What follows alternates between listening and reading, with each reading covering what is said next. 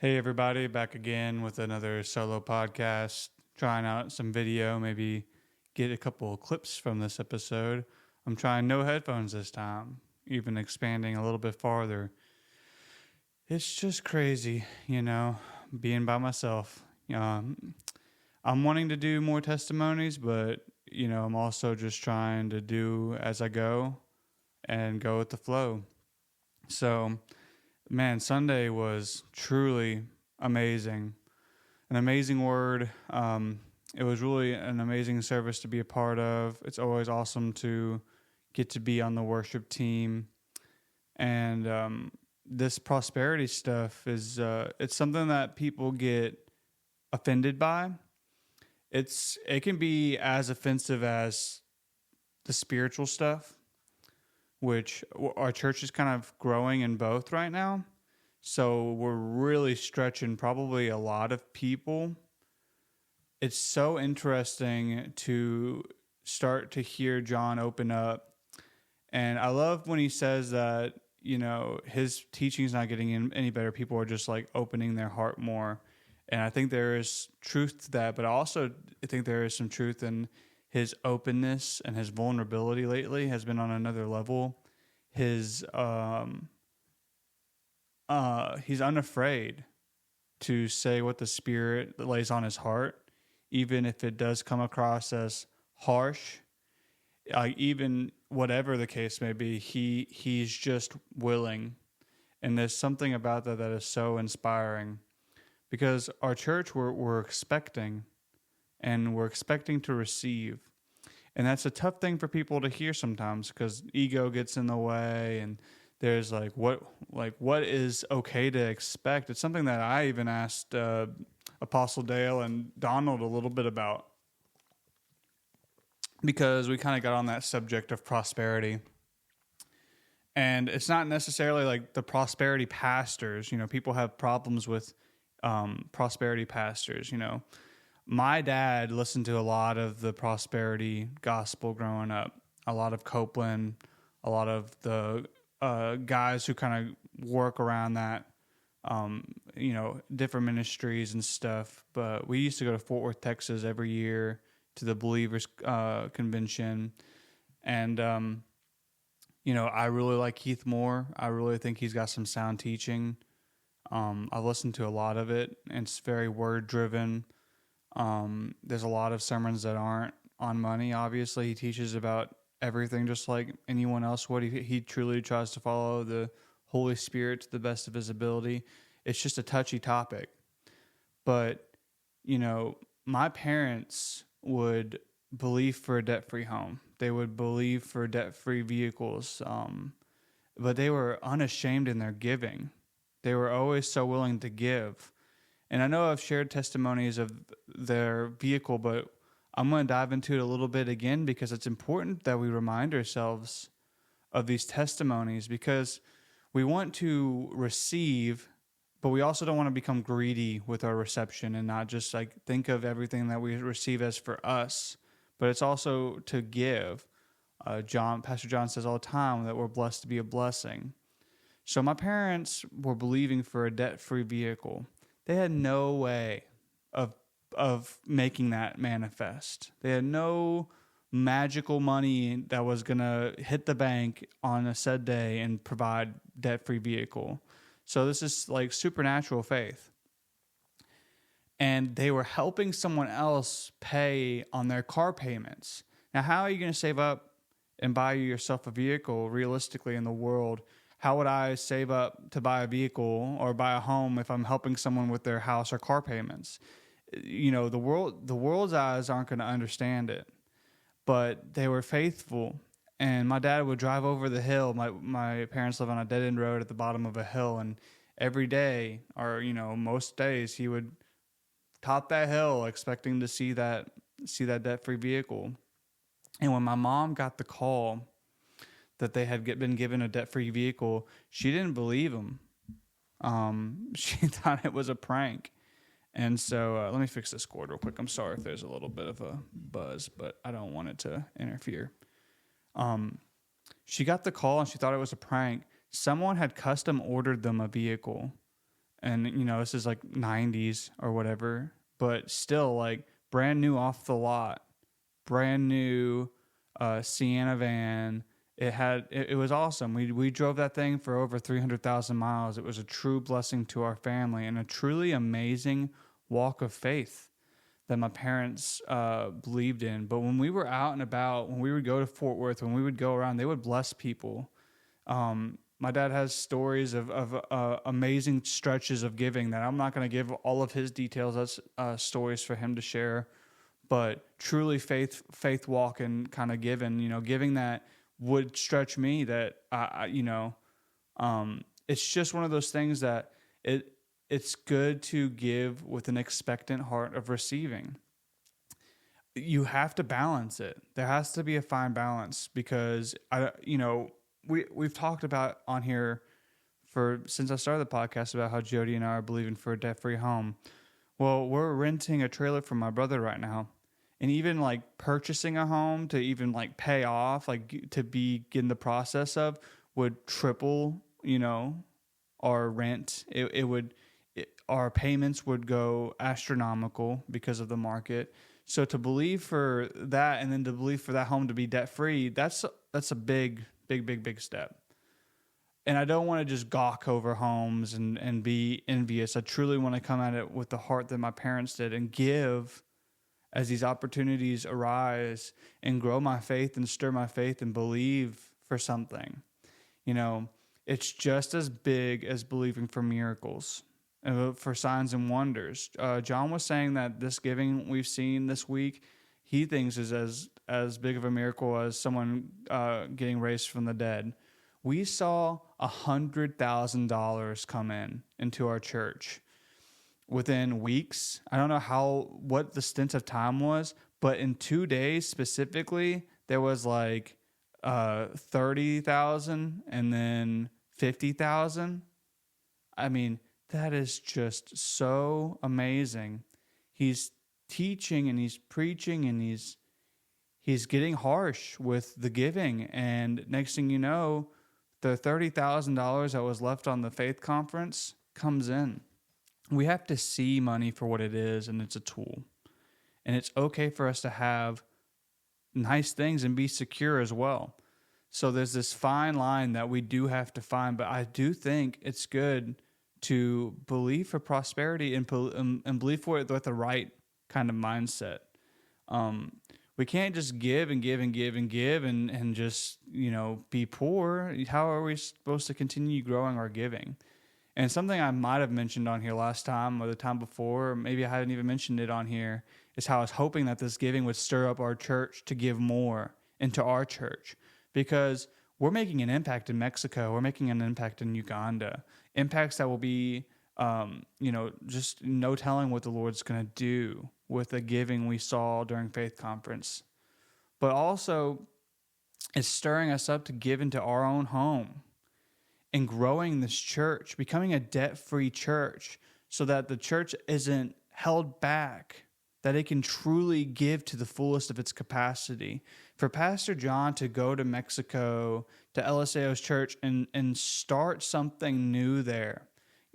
It was maybe a year ago, whenever we started that, where John would just lay some money at the altar, and we would all, a good part of the congregation would come up and just give in to certain people or certain things.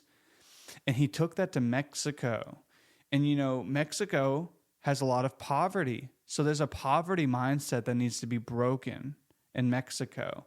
And what better way to break a poverty mindset than by breaking it in the people and encouraging the people to give? So this Mexican family is in need, and the church family does the same thing. They go to the altar, they give them money. It's a blessing. But if we get caught in a poverty mindset and a greed mindset are very similar. If I'm constantly worried about paying my bills, it's the same thing about worried about making millions of dollars. They're similar. There's more stress. I guess you can put stress on both, but I would say there's more stress in the poverty mindset. Not being able to eat. I don't know what that's like. I can't, pretend. Giving for Jody and I initially was hard. Finding a starting point, it's going to be different for everybody. But I'm telling you guys, I truly believe that we should start giving with an expectancy to receive, because we want to help those in need. We want to help them get out of the poverty. Not just help them once to watch them fall again. Help them find a way out completely, and then they can help somebody else. That's how growth happens in the community of Christ. So it's really exciting stuff. I get really stirred up over it, and I just think it was a good refresher that it's okay to give with an expectant heart of receiving, as long as you're making a plan for what you're going to do next. Lord, what is the next thing I can give into? Our church being paid off, our facilities getting to grow and to become better for the youth, for us, for everybody. It allows for more opportunity. The serving will get, it's just going to be able to be, I can't wait. I'm super excited to be a part of it. It's something that stirs us up. And me and my dad were talking about it the other day, about John's service and how he was really getting in, ripping into it. And, the thing about my dad is, even though he had all those years of having, he's expecting, he also has always been expecting the Holy Spirit to move in miracles, signs and wonders and stuff too. It's not like he's just been so fixated on money. That's not where his heart is. His heart is with the Lord. And one of the first things he said is, this giving is awesome, and I'm ready to start seeing Victor stand up and get out of his chair, and Gay to be healed. And for those of you who don't know, my uncle has cerebral palsy, and my aunt has severe arthritis, and so severe, very severe. And so to see Uncle Victor, who has to kind of hobble around because his knees are locked up, to see him like run around and jump around, to be completely restored, that I don't know how we would handle that, but I told Dad, if that happens, I'll be looking up in the sky ready for Jesus to come at any minute when we start seeing signs and wonders like that. But that's what he's expecting. That's immediately where his heart goes. My dad wants to see the Spirit move and arms to grow. I mean, just think of it. Just even imagining it. I was imagining it today. I was putting on worship in my car, in my van, delivering mail, imagining miraculous signs and wonders. Stuff that really stretches you, really gets you out of your flesh. In Life Group, Danny was talking about how important it is to walk in the Spirit. And it's so, so important. He was reading, I can't remember exactly where it was. I forgot my Bible in the back of Jody's car. I was going to turn to it. But Jesus tells the disciples that the world cannot receive the Holy Spirit. It's not that they might not, they cannot. So we can't be focused and look at the way the world sees things and adopt that. I can't sit there and see my son being sick like I was talking about last week and think, well, he's just sick. If I want to see miracles happen, my flesh, my eye, even myself, not even just the world, just not even just the broad world itself, but also me, my eyes, my flesh cannot receive it. It just can't. It can't comprehend it, but it dwells in me. So I have to go inward. And he was talking about how important it is to walk in the Holy Spirit. So we have to really go inward with this believing. When we're believing for receiving this miraculous wealth, this miraculous healing, these miraculous miracles. I know I'm saying miraculous a lot, but we have to really get in. We can't be focused on what other people tell. Friends are awesome. I talk about friends on here all the time. It's important to have spiritual friends, but just like us, our spiritual friends are going to say something fleshy every once in a while. So we have to constantly be aware of our spirit, checking things in the Word. We'll say stuff to people, and it's not going to sound right. I might have already said something tonight that doesn't sound right. You've got to judge it yourself. You know what I mean? It's got to be something that you put to the test. You put to the test. Put it to the test. My wife, I hope she's okay with me sharing this, but if not, I love you. She has a thyroid that's swollen, and all the tests that she's had on it have all come back okay. But this cyst or this whatever, I want to see it be gone. And so as I was worshiping the Lord today, my imagination has got back on the right track, because last week it was pretty tough. It was pretty dark because of Caleb not feeling well. Sorry for the cord getting banged. But Caleb wasn't feeling well, so I was starting to get down. And, I've said on here that maybe I meet with Pastor Jeff and it's not always counseling, but this week it was like counseling. Last week it was like counseling. I needed it. He said some stuff that was really powerful for me. It really helped me. It showed me I was kind of on the right track in some things, which is super encouraging. He said, vocalize it. Don't internalize it, vocalize it. He told me, talk to your wife about it, talk about it. Don't just isolate yourself, because all the stress, all of these things were leading me to have urges of drinking. And I had already told Jody that I was having urges to drink. So I'm already gaining victory by not letting that thought dwell in me. Just like with the spirit, we can't let the flesh dwell, or we'll go do the thing. We got to he's talked to me about setting boundaries 100 times, and it is so important. We talked about not isolating ourselves, which is so important. He told me it's okay to not be okay, which is so important.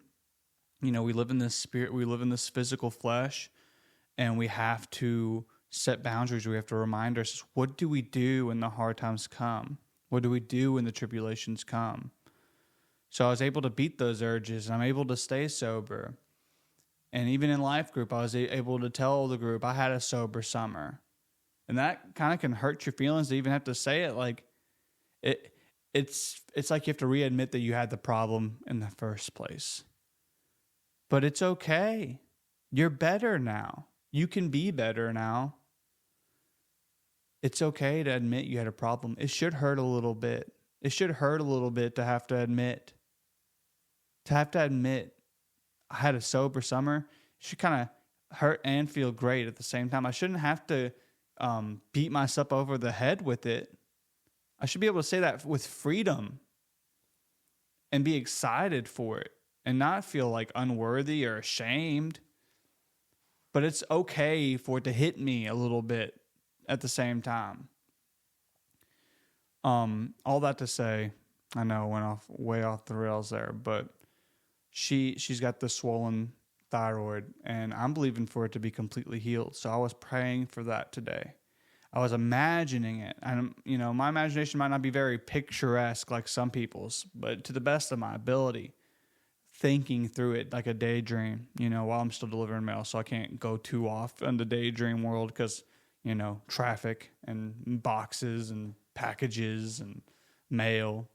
But imagining it and getting excited about it, coming up in front of everybody at the church and telling them of the miracle we received. And then what if that encouraged Victor? And what if we saw Victor be healed? And then if we see Victor healed, I don't want to see anyone who's not healed. You know what I mean? Everyone else in the congregation is going to get some of this healing. You see those silly memes where it's like, take it or double it and give it to the next person. We're going to be doubling it and giving it to every person. I have a special needs person on my route. And the thing about special needs people is a lot of them like to get their mail. I've seen it on a few routes. And so he, there's sometimes like older people who will like wait for their mail. They'll either like hawk you down, like they'll just make sure you're delivering their mail right. or something, but you'll look in like the side view mirror after you pass their box, and they weren't in their yard or anything. They must be like sitting there at the window staring, and they'll be at the box by the time you get the next box. You're like, where did that person even come from? But this special needs guy on my route, his name's Andy. He's got the whole nine. He's got a satchel. He's got a postal hat. I mean, he thinks he's the mailman for his, he's the mailman for his home. I give him the mail. He takes it from me, and whenever I drive off, he puts it in his mailbox and then grabs it back out. He's a sweetheart. And he's grown me a lot in loving and caring for special needs people. I probably wasn't the best at it whenever I was a young, dumb teenager. Probably let the influence of others dictate how I treated them. Not that I was terrible, but I could probably have been better.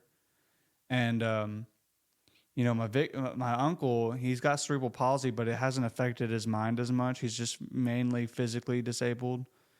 He can still talk just fine. You could have a conversation with him.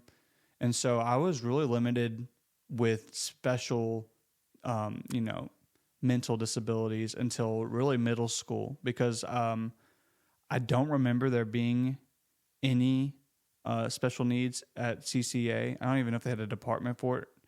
And so really it was like middle school before I even saw people with autism or even, worse, disabilities. And so Andy is my man on my route. He is waiting for that mail every day. And I'm just like with everything else. I'm trying to believe for him to like receive Christ. I don't know. This is one of those things I don't understand. I don't know. Does he understand? Or is he not understanding enough? Is there grace? Because he obviously doesn't get it. I don't know how much he can comprehend. Maybe a couple sentences. Maybe a couple. We have pretty much the same conversation every single day. So I try to tell him about Jesus. He doesn't want no Jesus. But I'm believing for miracles. You don't know. I don't know. Just imagine Victor being healed. I can imagine Andy being healed and being able to just instantaneously articulate himself, come out of the fog and into the light. But he wants a girl. All he asks me about are girls. Where are the girls at? He's always asking me about Trixie Tang, and she's a character off of a cartoon show. And I just, to the best of my ability, I try to love on him. I don't want to say this stuff to brag. It's hard sometimes. My flesh gets in the way. Andy, I'm busy. Andy, I'm behind today. But I try my best not to blow him off and give him at least a couple minutes. My first Christmas out there, he was complaining about his watch being broke, so I went and got him a little cheap watch at Walmart, something durable that he could wear. And the next his birthday came up and he wanted some walkie-talkies. So now we got walkie-talkies. So I can't turn him on until I'm like on his road, or he would probably drive me wild. But I turn it on as soon as I turn on his street, and I talk to him while I'm on his road, and then I deliver his mail, and then I tell him, see him tomorrow, and I turn it off. But he asked me today, where were you? And he's always asking me about where my boys are, what my wife's doing. So he does actually ask me about me too, before he starts asking me about the girls. And he said, where were you and your boys yesterday, or something like that. And he asked me if we were at church, and I was like, wow, he might have mentioned that before, but it really struck out to me today. I was like, he asked me, and I told him, I was like, yeah, you can come to church with me. I've been inviting him. And he said something about Satan and something about like, I don't know what he was saying, but I could tell he's just not. I don't know if his family would trust me, but maybe one day he'll get to come to church with me. But believing for the supernatural and expecting it. My dad is a faith guy. He's expecting it. He's expecting miracles. And it was good affirmation for me to not be afraid to expect. Jody got on to me. I told her I was looking at a new car. I want to expect things. And I said, Jody, I'm looking at a brand new minivan. It's not like I'm looking at a Corvette. I'm looking at like a 2024 Toyota Sienna. You know what I mean? But what are you expecting in life? That's my question for you. What are you expecting? Are you giving to expect? Are you growing? John, with the growing, we have to grow to a new capacity. That's so powerful. There's no going back. There's no turning around anymore. Let's continue to grow and move forward. I've been saying on here for a while, we're getting to that relaunch, and maybe I was a little ahead of myself. Maybe I was just trying to speak some faith out there. But he said we're hitting the pre-launch. God is patient. God is patient. And it's for a reason, and it's for a purpose. Because you need to be ready. I don't think we even have a clue what's coming. I think we need to take a moment to realize what's already happened. It's surprising. It should shock and awe us of the amazing things the Lord has done. $100,000 being given. Miracles are happening. I know there's testimonies of healing out there. We are experiencing something that we do not need to take for granted, and we need to expect more of it. And we need to be ready to grow. But God is patient. We're in the pre-launch. We're not even at the relaunch. We're at the pre-launch. That means this is the final countdown. This is like, we've got to be ready. So I encourage you, if you're struggling to form a vision, pray about it. I struggled with that for years. I never knew what I wanted to do growing up. I was just as lost as anybody out there. I had basically given up. I was okay with Chick-fil-A. I was okay with doing that for the rest of my life. Sorry if me drinking that gets into the microphone and all that too. But yeah, I was just a silly stoner. That's all I cared about, was getting high. I made that my identity. So when it came to vision, when it came to what the Lord had for me, I didn't have any idea. I had a couple words given to me that I was going to go to the nations, and some other maybe little ones that I don't remember as well. And it's like, wow, I don't know, but this vision is pretty new.